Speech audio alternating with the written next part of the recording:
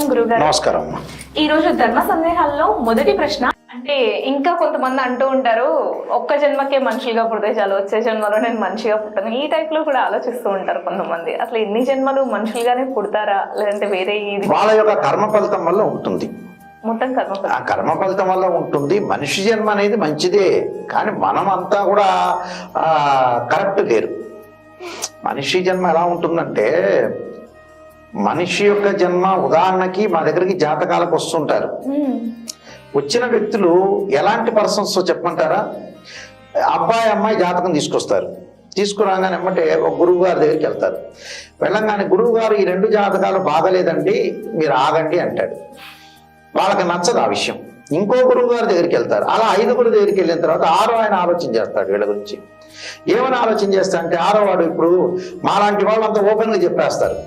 Open చెప్పని వ్యక్తులు కూడా చాలా మంది ఉన్నారు. ఆ ఓపెన్ చెప్పని వ్యక్తి ఏం చేస్తా అంటే, వీళ్ళకి సాటిస్ఫై కాలేదట్టుంది, మల్లికార్జున శర్మ గారి దగ్గరికి వెళ్ళారు, ఇంకో గురువు గారి దగ్గరికి వెళ్ళారు, ఇంకో దగ్గరికి వెళ్ళారు, అలానే నాగనాథ్ గారి దగ్గరికి వెళ్ళారు, వావిలాల్ దామోదర్ శర్మ గారి దగ్గరికి వెళ్ళారు.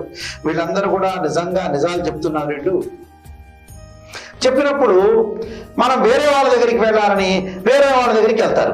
వెళ్ళగానే వాళ్ళందరూ గమనిస్తారు, అయ్యో ఈయన నాయకంటి మల్లికార్జున శర్మ గారి దగ్గరికి వెళ్ళారు, నాగనాథ్ గారి దగ్గరికి వెళ్ళారు, వావిలాల్ దామోదర్ శర్మ గారి దగ్గరికి వెళ్ళారు, వీళ్ళందరి దగ్గరికి వీళ్ళు వెళ్తున్నారు.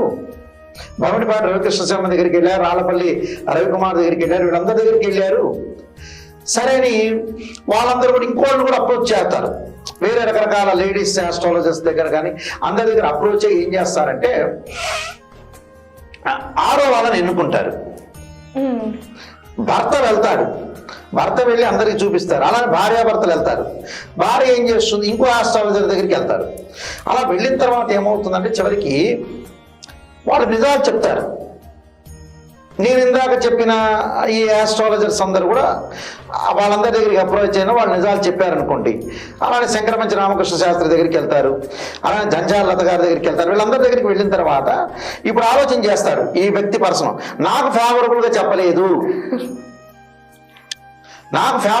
చెప్పలేదు కాబట్టి ఈ చిత్రాల గురుమూర్తి గారు, సిద్ధాంతి గారు నాకు ఫేవరబుల్గా చెప్పలేదు, మల్లికార్జున శర్మ గారు చెప్పలేదు, ఇంకోటి చెప్పలేదు అని చెప్పి ఎమ్మడే ఏం చేస్తారంటే, వాళ్ళు ఆలోచన చేస్తారు. ఒక ఆస్ట్రాలజర్, అమ్మో పెద్ద వాళ్ళే ఉన్నారండి, పెద్ద వాళ్ళే చెప్పారు, బట్ వీళ్ళు చెప్పింది ఈయనకు నచ్చలేదు కాబట్టి ఆయన నచ్చినట్టు వాళ్ళకి నచ్చినట్టు ఆయన చెబుతారు. బాగుందమ్మా సంబంధం, మీరు ముందుకెళ్ళండి అని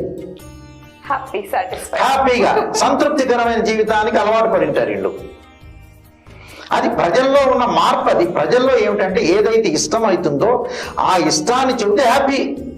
ప్రముఖ జ్యోతిష్యులు బ్రహ్మాండంగా చెప్పారు, వాళ్ళందరికీ నచ్చినట్టు అర్థం అవుతుంటుంది. ఇక్కడ ఏమవుతుందంటే, ఎవరు సంతృప్తికరంగా చెప్తారని ఎదురు చూస్తుంటారు. కొంతమంది ఏంటి, అబ్బాయికి అమ్మాయి ఇష్టపడిన తర్వాత ఎట్టి పరిస్థితుల్లో గురువు గారు చెయ్యాలండి, వీళ్ళకి పెళ్లి చేయాలండి, మీరు ఎలా అయినా సరే చెప్పండి, పాజిటివ్గా చెప్పండి అనేవాళ్ళు కూడా చాలా మంది ఉన్నారు. అలా చెప్పటం కాదు, జ్యోతిష్యం అలా కాదు, ఏది కూడా పాజిటివ్ కాదు. ఉన్న నిర్ణయాన్ని కరెక్ట్గా చెప్పాలి. ఆ కరెక్ట్ని బట్టి వాళ్ళ నిర్ణయం తీసుకునే అవకాశం ఉంటుంది. ప్రజల్లో యొక్క మార్పు అలా ఉంది. ప్రజలు ఎలా ఉంటున్నారంటే, అన్నిటికీ కూడా ఇప్పుడు రాశి ఫలాలు చెప్పేటప్పుడు జరిగే సిచ్యువేషన్ ఏందనుకుంటున్నారు, సగం ఎక్కువ పాజిటివ్ చెబితే ఆ జ్యోతిష్యుడు గొప్పవాడు, నిజాన్ని చెప్పామనుకో అతను గొప్పవాడు కాదు.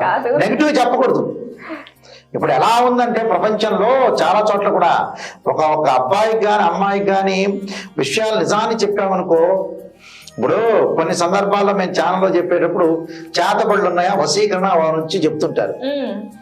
నిజంగా ఈ వశీకరణ గురించి చెప్తున్నప్పుడు, ఒక అమ్మాయిని వశీకరణ చేయొచ్చా, అబ్బాయిని వశీకరణ చేయొచ్చా అని చెప్తున్నప్పుడు, అలా అనుకున్నప్పుడు చేతబడి చేయొచ్చు, మా వైపు తిప్పుకోవచ్చు అన్నప్పుడు రాజకీయ నాయకులు చేయలేరా పని? మిగతా ప్రైమ్ మినిస్టర్ చేయలేకపోతారు, ఆపోజిషన్ లీడర్కి ముఖ్యమంత్రి చేయలేకపోతారు, వాళ్ళకి చేత కాదా? ప్రజలు తిప్పుకోవచ్చు, ప్రతిపక్ష నాయకుడిని, చీఫ్ మినిస్టర్ని తిప్పుకోవచ్చు. 5 నిమిషాల్లో చేతపడో గీతపడో వశీకరణ చేసి, అందువల్ల జన విజ్ఞానికి తిట్టేది విషయం మీద. నిజం తిట్టేది దాని గురించే కొంతవరకు. సరే వాళ్ళు చెప్పే వర్షం వేరులేండి. కానీ కొన్ని మూఢనమ్మకాలు ఉండకూడదు. జ్యోతిష్యం అనేది సైంటిఫిక్ రీజన్, ఆస్ట్రాలజీ, ఖగోళ శాస్త్రం ఇవన్నీ కరెక్టే, కానీ కొన్ని ఫేక్ ఉన్నాయి ఇందులో. ఆ ఫేక్లో ఏంది? వశీకరణ. ఒక అమ్మాయిని అబ్బాయి తిప్పేటప్పుడు వశీకరణ చేస్తే అందరు రోడ్డు మీద అమ్మాయిలందరూ కూడా అబ్బాయిలందరూ కూడా వశీకరణ అయిపోయి ప్రేమికులు అయిపోతారు. పెళ్లిళ్ళు ఉండవు ఇంకంతే. ఇక పెళ్లిళ్ళు చేసేది లేదు, సంబంధాలు చూసేది లేదు. అవన్నీ ఫేక్. ఏదో జాతపడి కాస్మోరా సినిమాలోనో, తులసీదళాల సినిమాలోనో 1986లో పిక్చర్ వచ్చింది. ఆ పిక్చర్లు కూడా మేము గుంటూరులో పల్లవి డీలక్స్లో చూసాం. అయితే ఇవన్నీ కాదు, అవన్నీ లేవు, అదన్నీ ట్రాష్. అది ఒకటి క్రియేట్. అది ఏంటంటే మనిషి చనిపోయిన తర్వాత ఆత్మ అనేది వెళ్ళిపోతుంది అక్కడ కొన్ని రోజులుండి. ఆత్మ అనేది వేడకపోతే ఏదో కొన్ని చోట్ల అక్కడక్కడ దయ్యంలా కనపడే దృష్టి అనేది కొద్ది చోట్ల, చాలా ఒక 2% మాత్రమే. అది ఎక్కువ ఉండదు, ఎక్కువ సార్లు కనపడదు. దయ్యంగా కావటం కూడా రాంగే. ఏదో 2% వాళ్ళ యొక్క కోరికలను బట్టి ఉంటుంది. ఏదో సినిమాల్లో మూమెంటే కానీ అంతగా మూమెంట్ అనేది లేదు. అలాగా లేకపోతే మాకెప్పుడు మేము శ్రీశైలంలోనే ఉన్నాం. అలాంటివన్నీ ఎప్పుడప్పుడు కనపడదు అడవుల్లో, ఫారెస్ట్లో. అది ఏమీ లేదు, మూఢనమ్మకాలు ఇవి. జ్యోతిష్యాన్ని చూడాలి, శాస్త్రపరంగా వెళ్ళాలి, యజ్ఞయాగాధికృతులు చేయాలి. ఇది సైంటిఫిక్ రీజన్.